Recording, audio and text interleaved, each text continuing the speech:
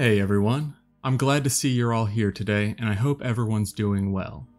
This project so far has had its ups and downs, but I'm genuinely honored that so many of you trust me enough to listen to what I have to say about the greater world around us. It's a vast and complex place, that's for sure, and while I know it's impossible for one guide to get everything right, I'll always do my best to educate both myself and you about the intricacies of the Forgotten Realms. But let's dispense with the pleasantries for now and get to the part you've been waiting for. What is the topic of our lecture today? Well, after having covered beholders, beholder variants, and then blights, I realized we've been really diving into rather specific topics lately. I wanted to take a step back and perhaps look at a more fundamental aspect of our world.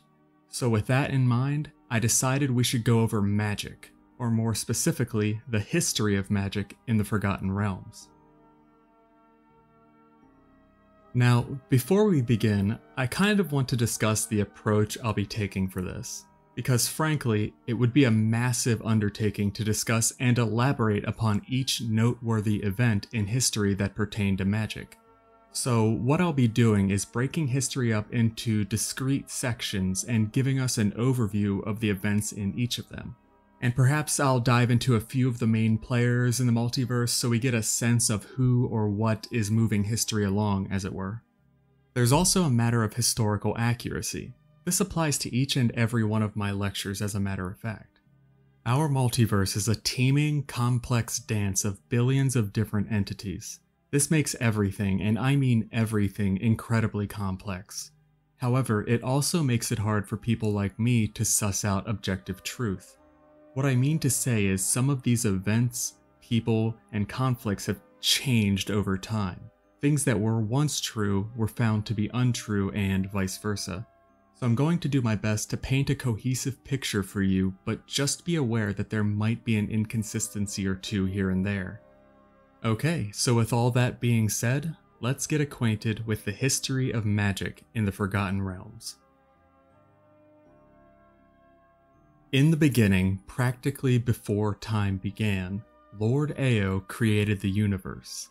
At first, it was nothing but energy, with neither light nor dark, heat nor cold. But eventually, the energy coalesced and created two deities, Selûne and Shar. And between those two deities, they created the heavens and also the embodiment of the world of Toril, aka Shantia. After coming into existence, Shantia begged the two greater deities for light and warmth so that she could create life on the new world. Selûne agreed with Shantia, but Shar, being the goddess of darkness, strongly opposed this. Without going too off topic, the subsequent war between the sisters created new deities, war, murder, and destruction among them. And when Selûne lit one of the nearby heavenly bodies on fire to provide light and warmth, Shar became enraged and tried to extinguish all light everywhere. Selûne then tore the energy from her own body and flung it at the goddess of darkness, where it joined with Shar's energy and passed from both of them, thus creating a brand new deity, Mistral, the goddess of magic. And through this strife, the birth of Mistral not only brought a truce between Selûne and Shar, but also created the Weave. What was the Weave?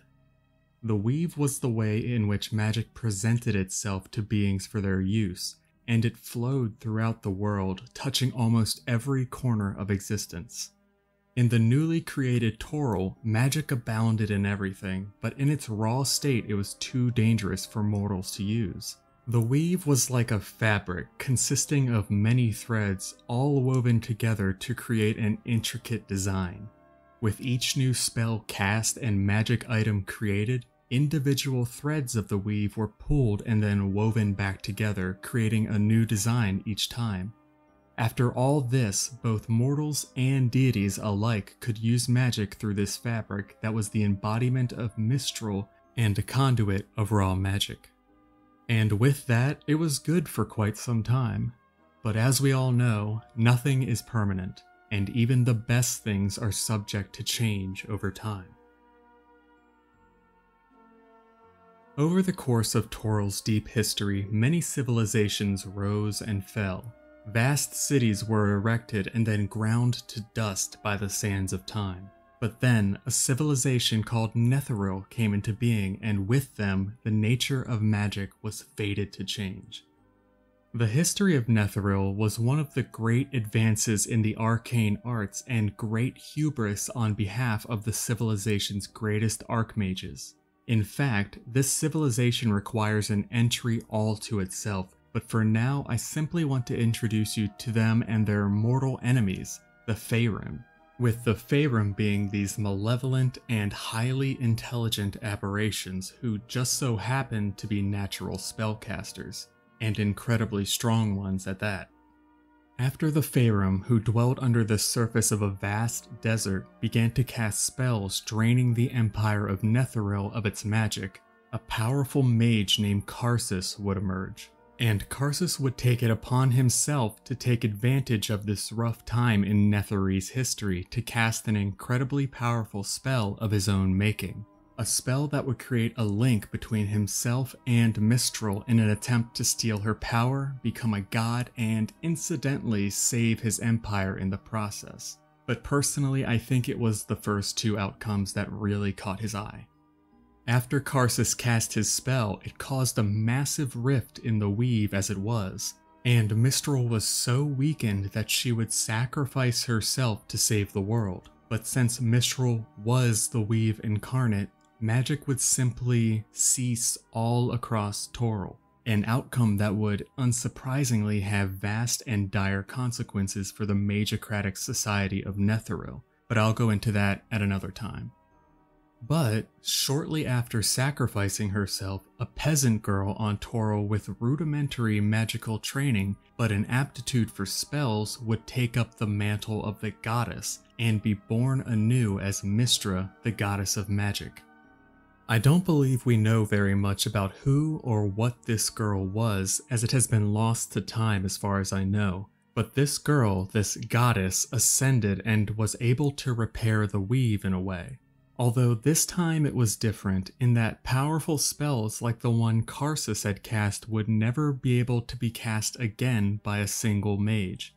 She had essentially placed a soft limit on the amount of power an individual could acquire, and this would ostensibly protect the integrity of the weave from anyone with bad intentions. And once again, magic was safe for the present, and time passed.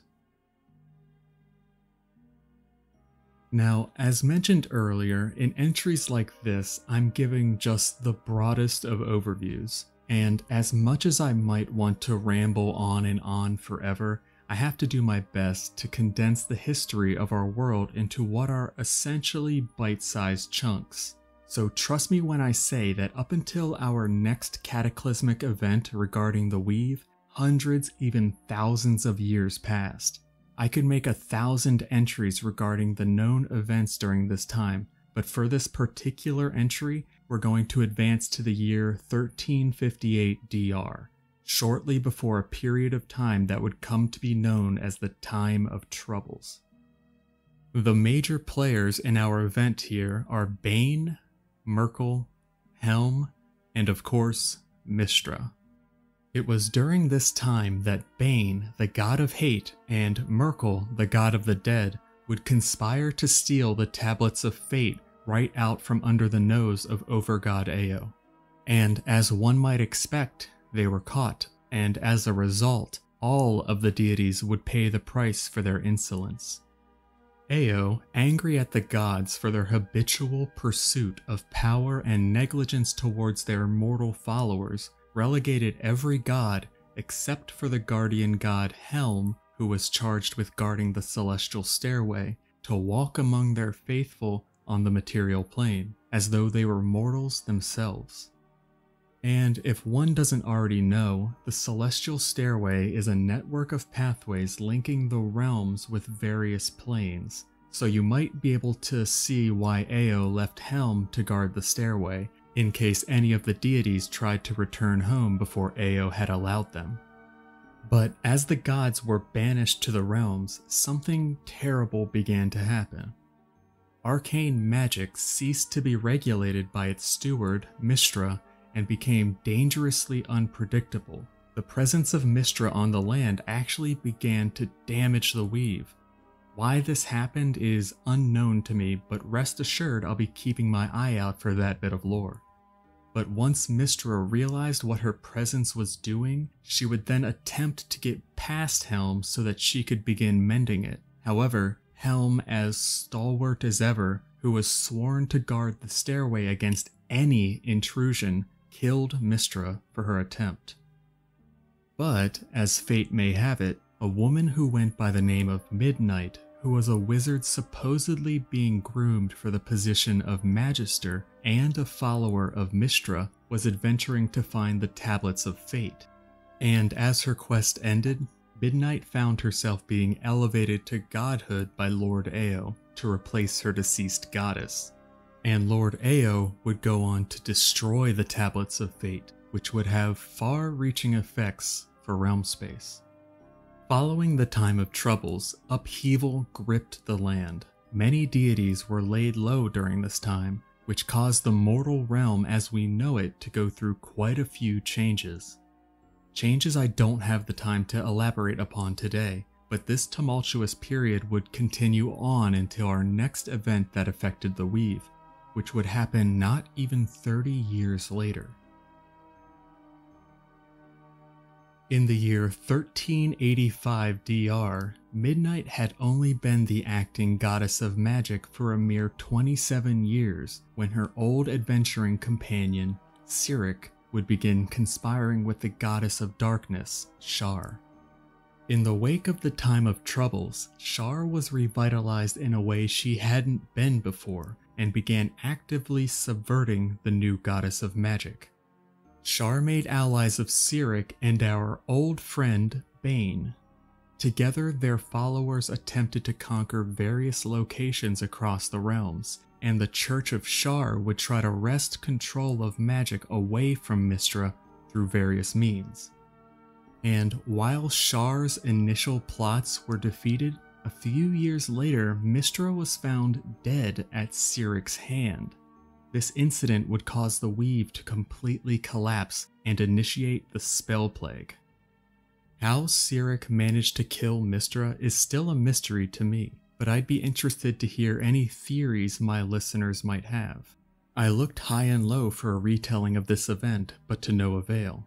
However, moving on from that, I mentioned something called the Spell Plague. What exactly is that? Well, to put it simply, it appears to just be the name for the collapse of the weave following Mistra's death. The Spell Plague had a vast impact on the multiverse as we know it, but for now, I'll just mention some of the effects that pertain to our entry today. The breakdown of the weave was felt by all wizards across Faerun. The corrupted madness of Cyric defiled what arcane forces remained from the dissolution of the weave, resulting in a new magical source of defiling arcane energy in the form of blue flames that spread across the multiverse. As far as how this pertains to magic in particular, permanently enchanted items mostly survived, as they had access to magic built into them. Those with a set number of charges no longer worked, or they would function differently than when they were first created. And individuals that relied on the weave to use magic were completely without their source of power. The immediate effects of the Spell Plague lasted for about 10 full years, but the overall impact would linger on all the way until about 1480 DR. But of course, over time, the denizens of the multiverse would adapt to these new circumstances, and while the weave was no more, magic remained in existence. Some of the former users of the weave attuned themselves to the new magical environment, while other users of the weave came to access magic through other sources, usually deities or other such powerful beings. And this here more or less takes us up until recent history. Of course, this isn't the whole story. No, not at all. This is perhaps only a short overview of the events regarding magic and the weave. For example, yours truly didn't even mention what happened shortly after the Spell Plague. but the second sundering absolutely warrants an entry or two of its own. I'll be the first to admit that I'm rather poorly equipped to tell that tale at the moment, but that time will come soon enough. However, for now I think we'll leave it here. It's starting to get dark and it's a long way home, so this is your guide signing out. Be safe, take care, and happy trails.